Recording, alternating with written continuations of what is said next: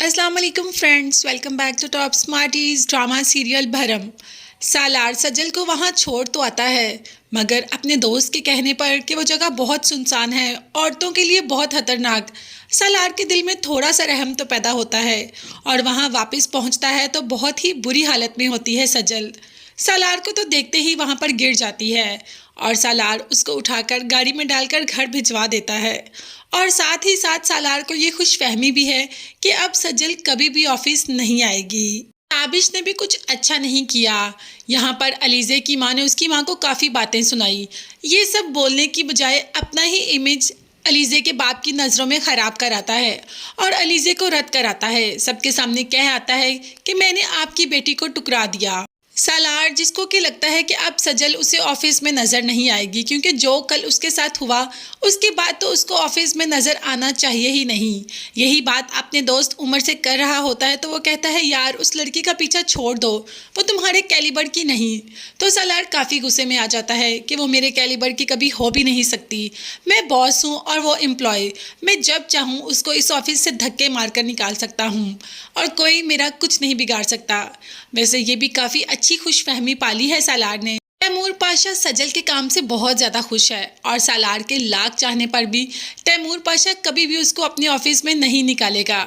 मगर हैरत की बात तो तब हुई कि सजल ऑफिस आ गई और उसने ऑफिस में आते अहमद को देख लिया। ये अहमद वही है जिसने सजल के करैक्टर पर दाग लगाया, सबको बताया कि सजल से मोहब्बत करता है और सजल उससे, जबकि ऐसा कुछ नहीं था। वो तो रमशा के पीछे चक्कर लगाता था।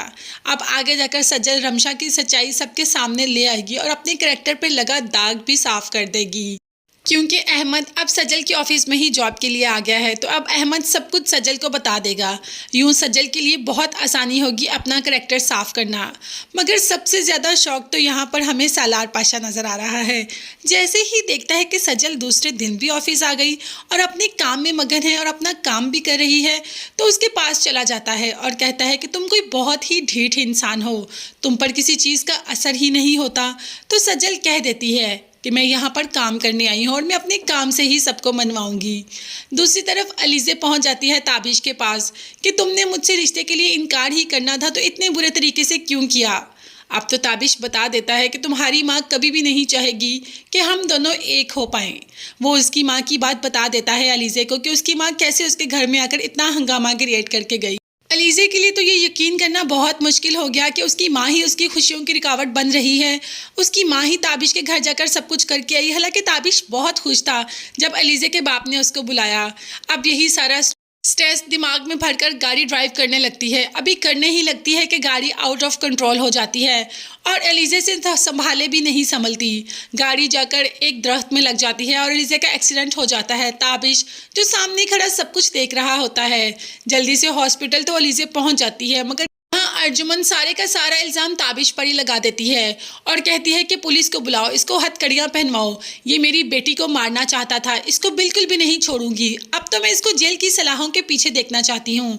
ताबिश से इतनी बातें कर लेती है मगर वो चुप। अब ये तो होश में आकर अलीज़े बताएगी कि ताबिश जेल में जाएगा या नहीं जाएगा, इसमें ताबिश का कोई कसूर है या नहीं है। मगर ये सब देखने और जानने के लिए चैनल को लाजमी सब्सक्राइब कीजिएगा, बेल आइकन लाजमी प्रेस करें ताकि हर नई आने वाली वीडियो आप तक बआसानी पहुँच सके। अपना बहुत ज़्यादा ख्याल रखिएगा और अपनी कीमती दुआ में मुझे भी याद रखिएगा। नेक्स्ट वीडियोस तक के लिए अल्लाह हाफिज़।